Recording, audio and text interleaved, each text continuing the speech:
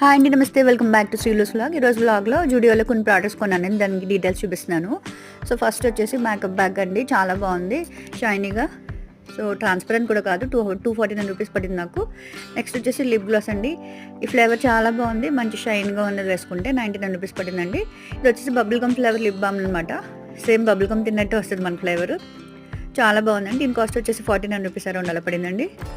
అసలు చాలా బాగుందన్నమాట.